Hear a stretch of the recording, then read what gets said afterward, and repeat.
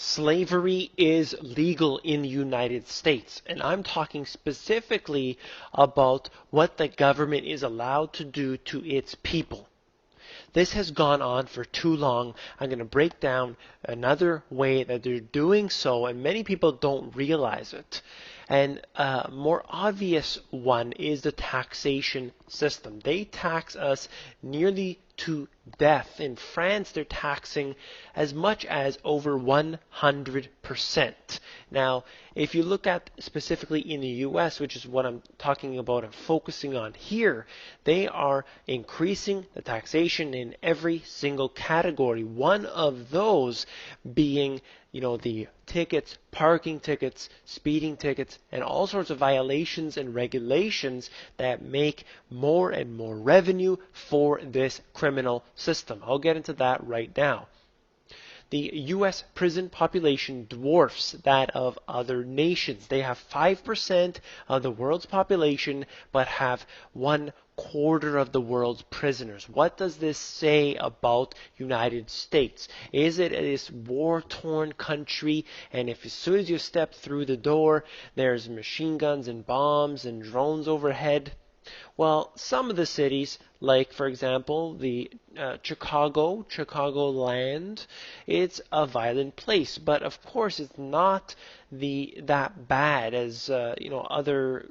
The statistics seem to show. What I'm trying to get to is that perhaps, just perhaps, there are too many violations and regulations that are getting people into the prison system.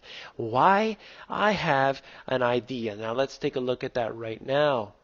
Local courts reviving debtors' prison for overdue fines and fees. So what they're talking about here is for little crimes that would normally be, just a fine to pay.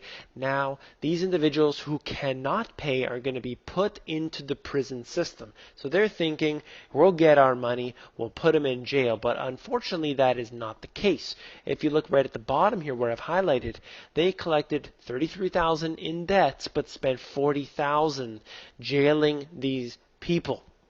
So they're taking a loss to put these people in the system. What I'm referring to here, or the point I'm trying to make here, is that this has nothing to do with the amount that the government is spending. It is the amount of money generated for companies like CCA. And this is the Corrections Corporation of America. And they're the largest owner of the private prisons. See, in the U.S., and it is in other places, they have private prisons. And I'm going to get into why this is such a big issue.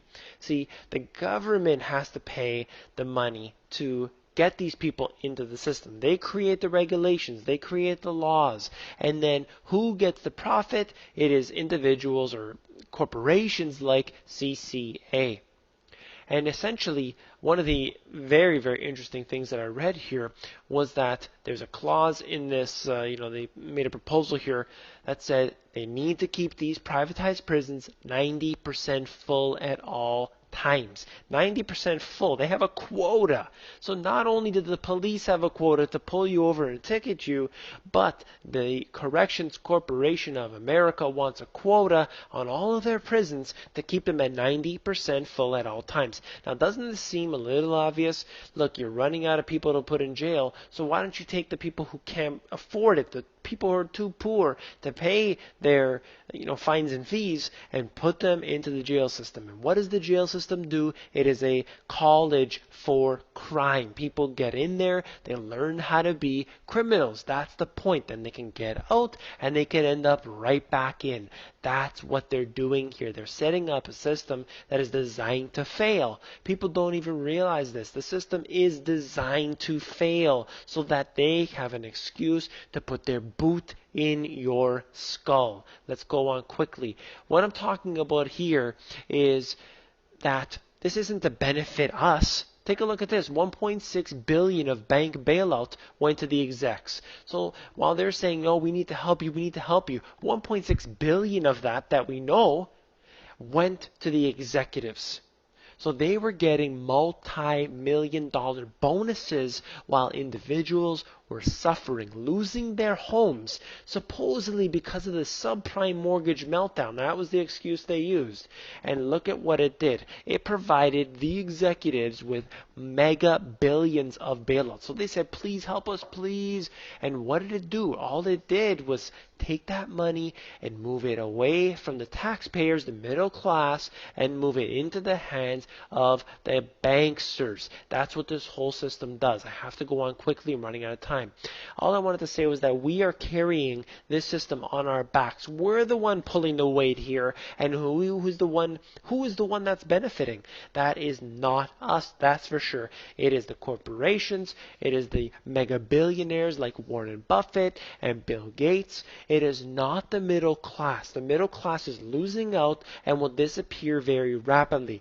And you can talk to people who live in third world countries. They will tell you that there is almost no middle class. You have the very rich and you have the very poor, and there is not much in between. Talk to people who have gone through a military dictatorship and you will see we're heading there right now. Look at this prison system being set up and what it's doing to us. If you like this video, please give me a thumbs up and subscribe. Head down below, take a look at my book on Amazon and see if you like it.